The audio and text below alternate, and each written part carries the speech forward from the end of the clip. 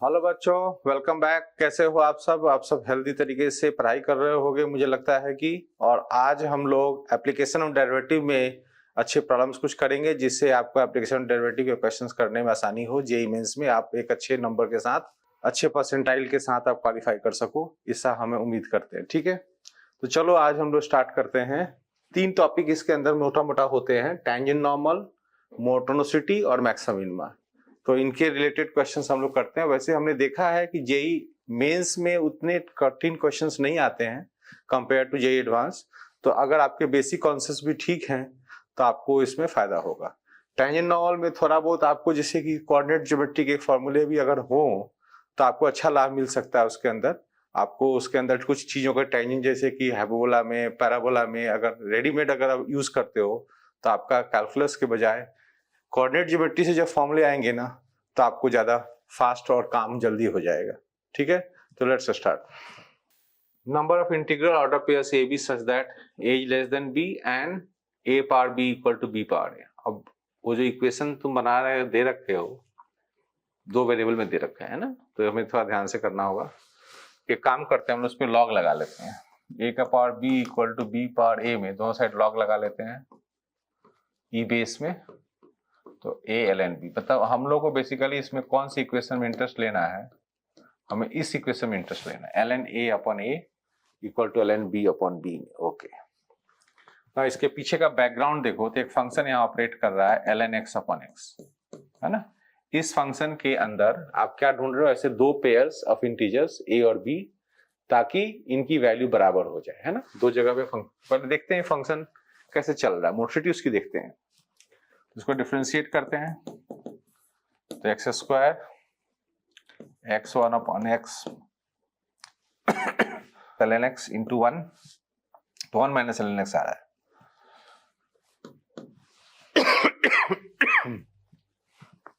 तो डेरिवेटिव 0 कब होगा,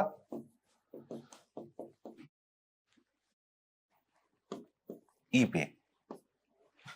और फंक्शन का डोमेन हम लोग क्या लेंगे, पॉजिटिव लेते हैं, कोई दिक्कत नहीं है। तो क्या देखने को मिल रहा है, इधर नेगेटिव इधर पॉजिटिव, तो फंक्शन पहले बढ़ेगा फिर घटेगा। तो मैं log x upon x function के बारे में बात करूंगा एज ए ग्राफ। कैसा दिखेगा वो,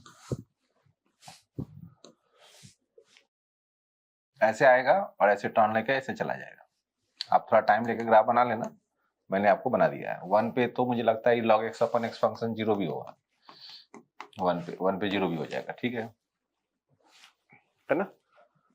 अब देखो, बहुत इंटरेस्टिंग बात है, ये इंटीग्रल पॉइंट्स की बातें कर रहे हैं कि we are looking for integral points, जहां पे ये इक्वेशन होल्ड करेगा। हमारा तो मेन काम ये है। तो आप देखो, बराबर होने का मतलब क्या हो, एक इस तरफ एक डेटा होगा और एक इस तरफ डेटा होगा, ये a होगा और ये b होगा और ये बराबर हो जाएगा, दोनों का लेवल सेम हो जाएगा, तभी जाके ये इक्वेशन होल्ड करेगा ये वाला, है ना। ऐसे ही है।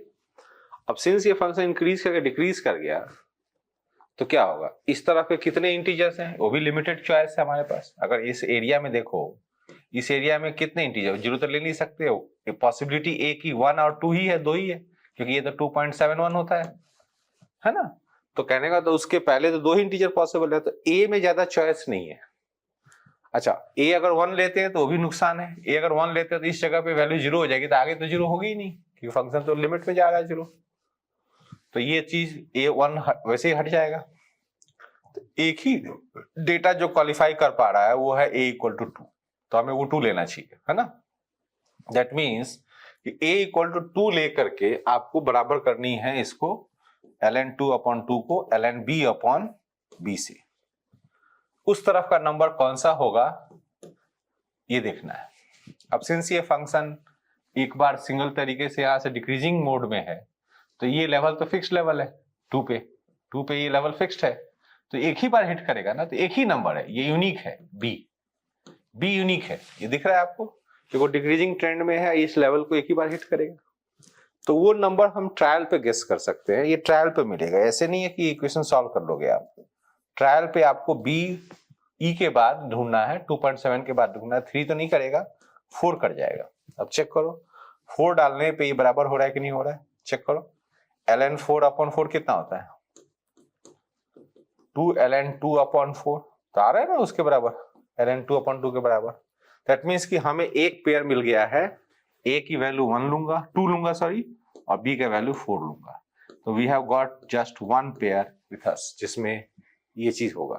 तो बड़ा इंटरेस्टिंग क्वेश्चन है कि भाई आप एक इक्वेशन सॉल्व कर रहे हो और उसमें मोटोनिसिटी का इतना बढ़िया इस्तेमाल हो रहा है, जिससे कि आपका दोनों चीजें कॉन्सेप्ट क्लियर हो गया कि आपको किस तरह से एक इंक्रीजिंग डिक्रीजिंग फंक्शन का फायदा उठाना है और कैसे हम लोगों को एक इक्वेशन को सॉल्व करने में इंक्रीजिंग डिक्रीजिंग हेल्प कर सकता है।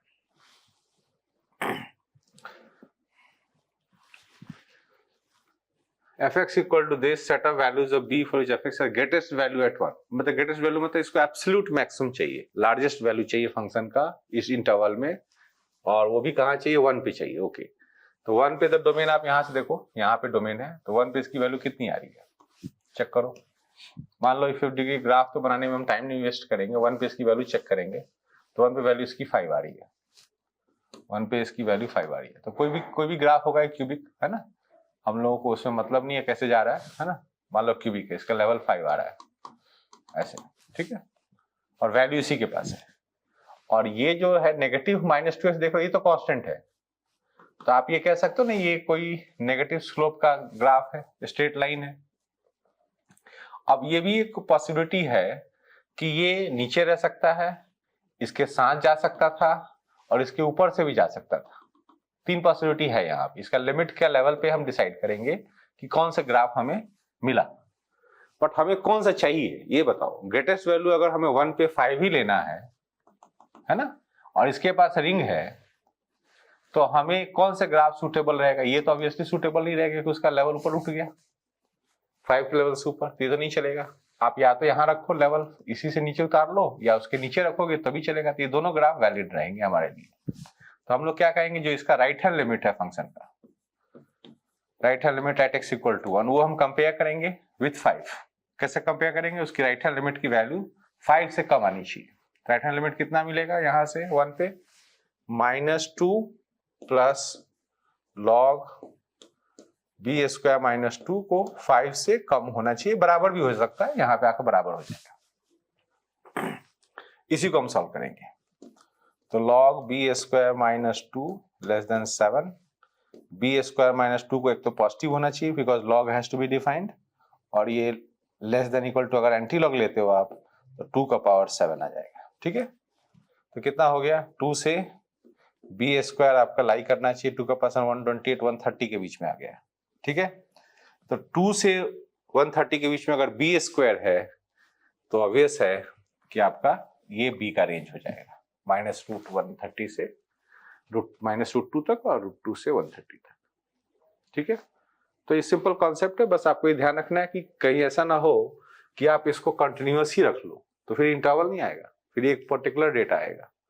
तो आपको ग्राफ को इस लेवल से नीचे रखना है, राइट साइड में, ऊपर नहीं जाने देना है।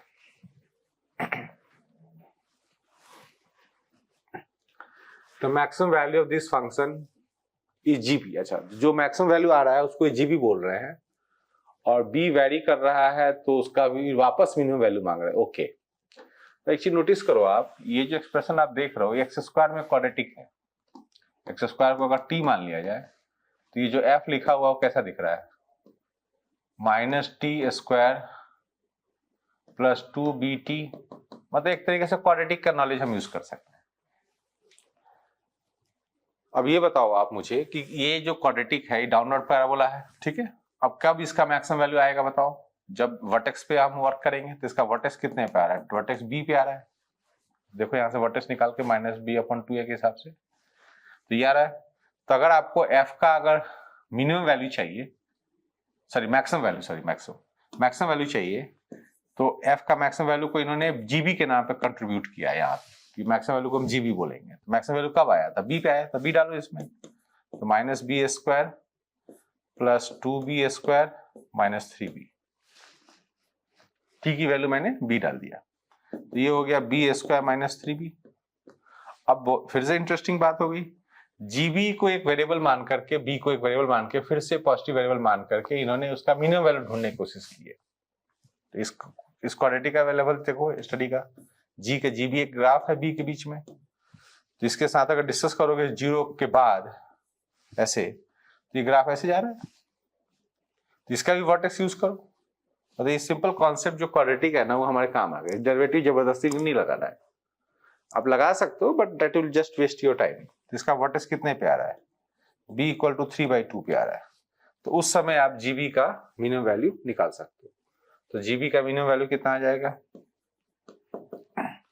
3/2 का होल स्क्वायर माइनस 3 इंटू 3/2, तो ये आ गया -9/4।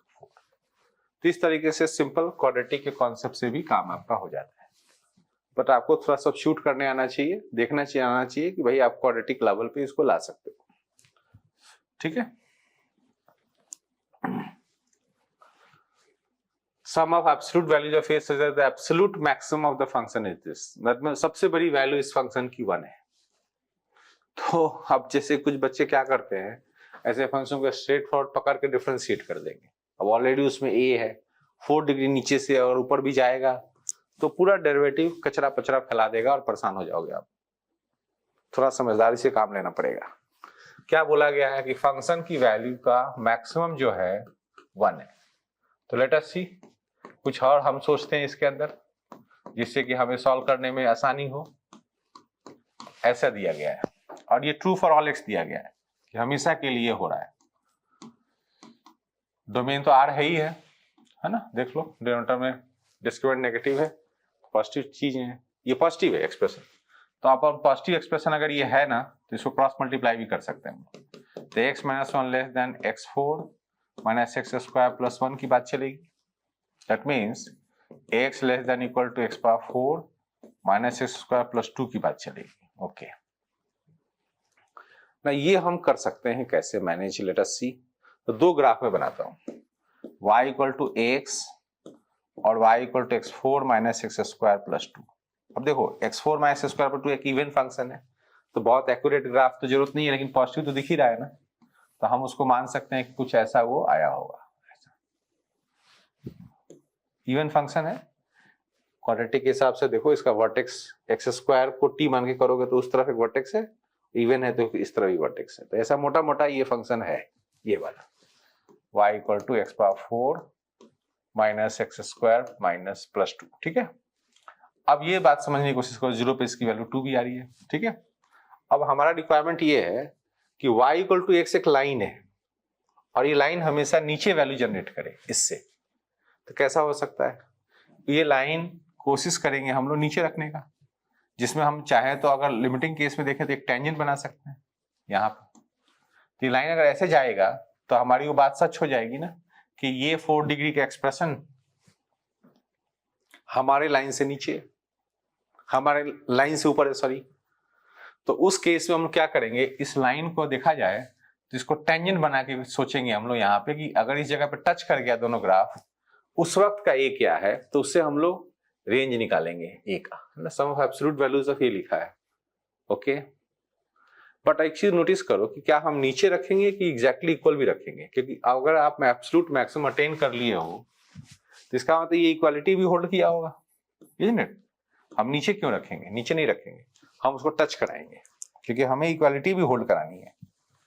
ठीक है, इक्वालिटी भी हमें होल्ड करानी है, तो इसको टच कराएंगे हम लोग। ठीक है, तो टच कैसे होगा, लेट अस सी। दोनों ग्राफ को टच करना है तो पहली बात वहां पे दोनों का स्लोप चेक करेंगे। तो इसका स्लोप आ रहा है a और इसका स्लोप कितना आ रहा है 4x³ माइनस 2x। इसका स्लोप कितना आ रहा है, तो पॉइंट का नाम कुछ दे दो कि यहाँ पे x1 y1 होगा। तो एक काम करते हैं, इसको x1 y1 में लिखते हैं। तो ये हो गया आपका 1 1 डाल दिया। और ये बात भी क्लियर होना चाहिए कि दोनों चीजें इक्वल भी होनी चाहिए। भाई उस समय हमने बोला ना कि हमें इक्वल भी रखना है इसको, भाई वो पॉइंट पे दोनों ग्राफ मैच भी करना चाहिए और दोनों का स्लोप भी मैच करना चाहिए। तो अगर a की ये वाली वैल्यू मैं यहां सब्स्टिट्यूट कर दूं तो कैसा होगा, 4x1 minus 2x1 square equal to x1 minus x1 square plus 2। इससे हम x1 सॉल्व करने की कोशिश करेंगे। 3x1 minus x1 square minus 2 equal to 0। ठीक है ना, इससे आप x1 स्क्वायर का वैल्यू निकालोगे तो एक पॉजिटिव वैल्यू आएगा, एक नेगेटिव आएगा। तो पॉजिटिव वाली वैल्यू कितनी आ रही है, गेस करो। 1 आ रहा है। नेगेटिव वाला तो खैर हमें चाहिए ही नहीं। तो इसका मतलब x1 की पॉसिबिलिटी 2 आ रही है। ओके, x1 प्लस माइनस 1 आ रहा है, मतलब एक 1 हो सकता है, यहाँ पे -1 भी हो सकता है। ओके, तो ये हो सकता है कि लाइन इस तरफ से भी जाए, इस तरफ से भी जाए, तो यहाँ पे भी टच करेगी। दैट मीन्स कि ये लाइन इधर भी टच करेगा तो भी ये एब्सोल्यूट मैक्सिमम का काम बन जाएगा, इधर भी टच करेगा तो भी काम बन जाएगा। दोनों पॉसिबिलिटी x1 का हमें पसंद आ रहा है, तो ग्राफ तो ऊपर रह जाएगा, दोनों में से कोई भी हो। तो अब हमें निकालना x1 नहीं था, हमें निकालना था a, sum of absolute values of a। तो a कितना आया भाई साहब, x1 1 डालोगे तो a आपका आ रहा है कितना, 2 आ रहा है। और x1 अगर -1 डालोगे तो a आ रहा है -2। इसका मतलब ठीक है, एब्सोल्यूट वैल्यू जोड़ेंगे तो सम करके आ जाएगा अपना आंसर 4, है ना। सम आ जाएगा अपना एब्सोल्यूट वैल्यूज को 2 + 2 करके 4 आ जाएगा। तो इसका मतलब a के बड़े यूनिक वैल्यूज हैं जिसपे इसका मैक्सिमम वैल्यू जनरेट होगा। और बहुत ही अलग ढंग से हमने क्वेश्चन को अप्रोच किया है। अगर हम सीधे सीधे इसको डिफरेंशिएट करके करते तो हम वहां पे फंस जाते, डेरिवेटिव को पॉइंट स्टडी करने में वो इक्वेशन गंदा हो जाता है। ठीक है, तो इसमें हम लोगों ने टेंजेंट नॉर्मल का कॉन्सेप्ट भी लगाया है जिससे हम लोगों को कुछ फायदा हो रहा है।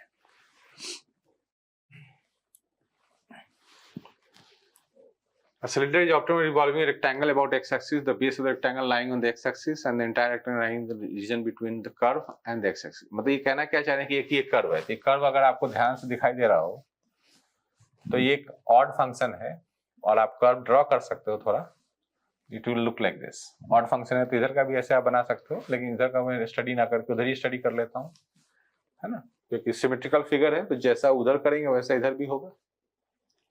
मैक्सिमम पॉसिबल मतलब ये कर क्या रहे हैं, एक रेक्टेंगल यहाँ ड्रॉ कर रहे हैं, यहाँ पे जैसे कि पी क्यू आर एस एक रेक्टेंगल है और इस रेक्टेंगल को एक्स एक्सिस के अबाउट रिवॉल्व कर रहे हैं। तो ऑब्वियस है जब रिवॉल्व करेगा तो यहाँ एक सिलेंडर बनेगा ऐसे। इस सिलेंडर की बात चल रही है, ठीक है ना, इस सिलेंडर की बात चल रही है जो ऐसे बनेगा रिवॉल्व करके इस रेक्टेंगल। और आप समझो कि उस सिलेंडर को वॉल्यूम मैक्सिमाइज करना है, तो वॉल्यूम तो πr² होता है सिलेंडर का। r कहाँ है, h कहाँ है, तो h तो मान लो ये लेता हूँ, pq डिस्टेंस को h ले लेता हूँ, r ये रहेगा रेडियस ये वाला, है ना, ये जो ps डिस्टेंस होगा वही r रहेगा। तो इसका कोऑर्डिनेट क्या रहेगा, इसका कोऑर्डिनेट इसके हिसाब से देखा जाए कर्व से उठाएंगे हम लोग r डाल करके, ठीक है ना। और फिर हम लोग को एक बात की जरूरत पड़ेगी, जैसे अगर इस कर्व से उठाएं तो पी का कोऑर्डिनेट हम क्या लेंगे, r, r/r²+1, ये तो हम लोग पी का कोऑर्डिनेट ले लेंगे। अच्छा, रेक्टेंगल है तो क्या खास बात है, रेक्टेंगल है तो खास बात ये है कि जो पीएस डिस्टेंस होगा वो क्यू आर के बराबर होगा, है ना। तो r का कोऑर्डिनेट क्या होगा, जो भी इसका एक्स कोऑर्डिनेट होगा, एक्स कोऑर्डिनेट इसका नहीं सॉरी इसका वाई कोऑर्डिनेट आ रहा है, सॉरी एक्स ही रहने दो, p का कोऑर्डिनेट एक्स में ही रहने दो, y कोऑर्डिनेट आ रहा है। तो अगर हम लोग h डिस्टेंस ट्रैवल करेंगे x + h क्यू लेकर के, क्यू लेकर x + h ट्रैवल करेंगे तो ये कोऑर्डिनेट क्या निकलेगा, x + h upon x + h का होल स्क्वायर +1 ऐसे निकलेगा। क्या खास बात है रेक्टेंगल में कि PS और QR बराबर होना चाहिए, मतलब x/x² +1 और x + h upon x + h का होल स्क्वायर +1 बराबर होना चाहिए, ठीक है ना। जब इसको क्रॉस मल्टीप्लाई करके सॉल्व करोगे ना, आप सॉल्व तो करोगे आप क्रॉस मल्टीप्लाई करके दोनों को, तो मैं आपको बताता हूं कि क्या एक्स और एच में रिलेशन आता है। तो जब आप इसको क्रॉस मल्टीप्लाई करके सॉल्व करोगे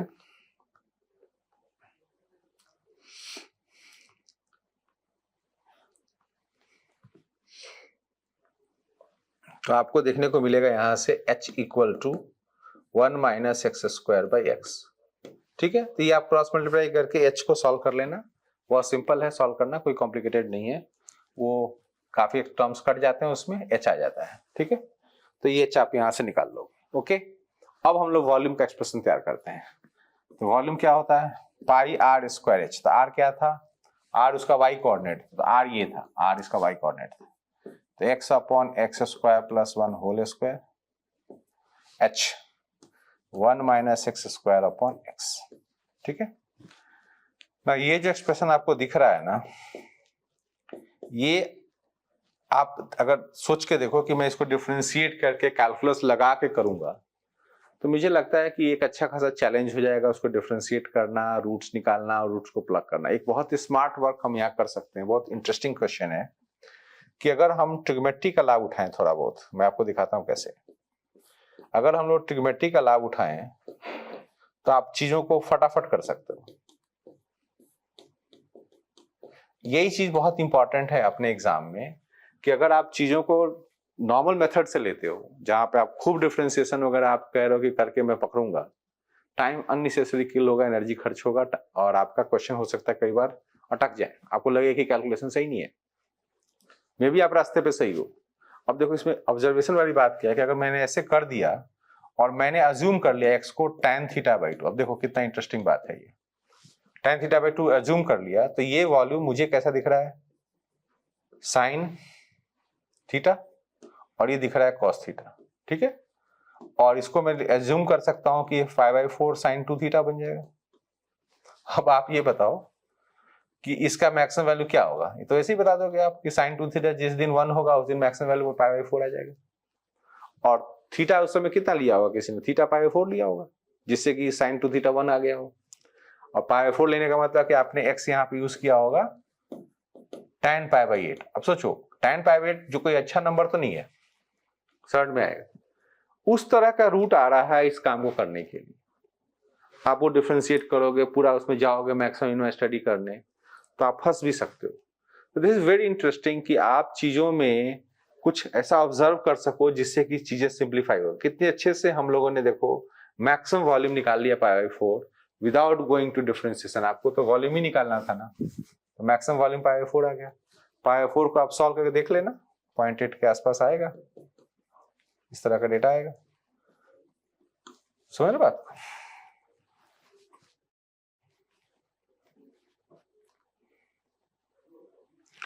तो ये चीजें देखो आपको इंटरेस्टिंग बनाती है कि आप मैक्सिमम मिनिमम का क्वेश्चन कोई भी हो तो हर चीज कैलकुलस में जाकर के डिफरेंशिएट नहीं करना है। आपको एक पता होना चाहिए कि कुछ ट्रिग्योमेट्री में चीजें हम कर सकते हैं मैक्सिमम मिनिमम के, कुछ क्वाड्रेटिक में कर सकते हैं, कुछ AMG वगैरह इनइक्वालिटीज भी लगा सकते हैं, वहां से मैक्सिमम निकालने में हमें आराम मिलता है कई बार। तो उन टेक्निक्स को हमेशा हम दिमाग में रखें जिससे कि आपका टाइम सेविंग हो सके। अगर उन पे आप ध्यान देते हो तो आपका टाइम बचेगा, एनर्जी सेव होगा, आप और ज्यादा क्वेश्चंस एग्जाम में अटेम्प्ट कर पाओगे। अब और देखते हैं, fx is a cubic polynomial, f1 दिया हुआ है, f के दो वैल्यूज दिए हुए हैं। ठीक है, लोकल मैक्सिमा मिनिमा दिया हुआ है 1 पे और f' का लोकल मिनिमा दिया हुआ। ओके, तो एक काम करो, f' का लोकल मिनिमा का मतलब क्या हुआ, f" ले लो, f" का ये क्रिटिकल पॉइंट होगा। अच्छा, अब ये क्यूबिक है तो f" ऑब्वियसली लीनियर होगा, है ना। तो x+1 फैक्टर के साथ एक काम करता हूँ, कुछ कांस्टेंट भी रख लेता हूँ। इनको अगर a क्यों रखा, 6 क्यों रखा, क्योंकि मैं इसको इंटीग्रेट करूंगा तो अपने आप आएगा कुछ क्यूबिक के हिसाब से 3 वगैरह, तो कैंसिल करने में आसानी रहेगी हमें। अब f' मान लो इंटीग्रेट करके निकालता हूं मैं, क्या निकलेगा बताओ, 3a 2x का इंटीग्रल x² हो गया, फिर 2x हो गया और प्लस मान लो b ले लेता हूं। ठीक है ना, मैंने 2 अंदर कर दिया, जैसे x²/2 आएगा और +1 आएगा, x आएगा, तो मैंने 2 एलसीएम ले लिया। ठीक है, ये आएगा। अब आपको क्या पता है f' के बारे में, f' के बारे में ये पता है कि इसका लोकल मिनिमा 1 पे है, मतलब f'1 जो है आपका 0 है, ये तो पता है। f'1 इसमें डालो आप तो क्या मिलेगा, 9a 3 × 3 9a + b = 0। तो आपको b का वैल्यू एक ही टर्म से मिल गया। ठीक है, उसके बाद fx की तरफ चलेंगे हम लोग, है ना। इसको अभी कन्वर्ट कर लेता हूँ, 3ax² + 6ax + b को मैं रिप्लेस कर लेता हूँ -9a, कि एक वेरिएबल में रहेंगे हम लोग, आसान रहेगा। अब इसको मैं फिर से इंटीग्रेट करता हूँ तो x³/3 आता, इसी के लिए मैंने वो 3 रख लिया था। आपको लग रहा होगा कि क्यों कर रहा है आपने, तो ax² बाई 2 से वो कट गया, -9ax आ गया और प्लस एक कांस्टेंट और आएगा, ठीक है ना। अब इसमें a और c निकालने के लिए यहाँ पे दो इंफॉर्मेशन दी गई है। एक तो ये दी गई है कि f1 की वैल्यू -10 है और f ऑफ -1 की वैल्यू 6 है। तो इससे आपको क्या निकलेगा, 1 डाल के आपको क्या निकलेगा बताओ, 4 हो गया ये, तो -5a plus c equal to -10 और -1 डाल करके बताओ क्या निकलेगा, 3 माइनस ये कट जाएगा तो 2a हो गया, 2a plus 9, 11a plus c is equal to 6।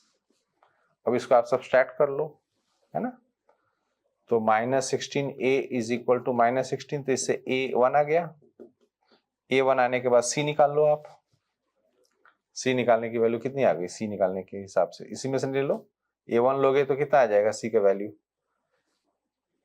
-5, ठीक है, ओके।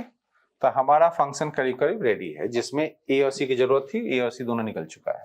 अब आपको क्या चाहिए, फाइनली आपको f3 चाहिए, तो f3 की वैल्यू आप निकाल लेना, इसमें 3 डाल करके आप f3 की वैल्यू निकाल सकते हो, कोई दिक्कत नहीं।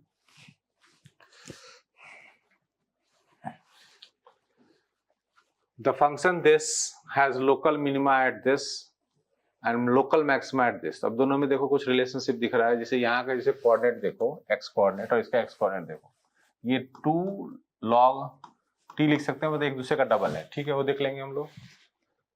और this is a point of inflection, तो अब देखो ये भी क्यूबिक है, तो क्यूबिक में अगर इन्फ्लेक्शन 5/2 पे आया है, इसका मतलब क्या हुआ कि सेकंड डेरिवेटिव क्यूबिक का वहां पे 0 हुआ होगा। तो पहले वही हम चलते हैं स्टडी करने। एफ डैश एक्स कितना आ रहा है, 6x² plus 2α x plus beta आ गया, राइट।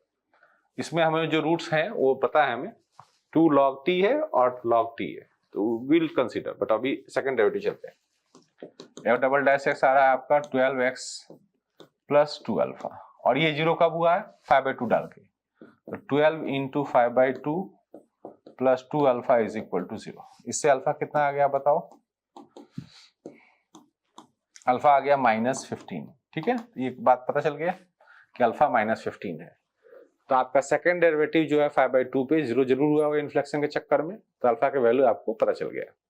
अब आप यहाँ जाओ, इसके जो दो रूट्स आएंगे, क्या बताया था मैंने रूट्स आपको, 2 log t और log t, ठीक है, तो इसका सम ऑफ रूट्स ले सकते हो इसके, तो सम ऑफ रूट्स हो गया 3 log t is equal to, यहाँ सम ऑफ रूट्स कितना आ रहा है, -2α/6, अल्फा की वैल्यू 15 है, -15 है, तो 2 इंटू 15/6, तो आप देख सकते हो इससे कितना आ गया, log t की वैल्यू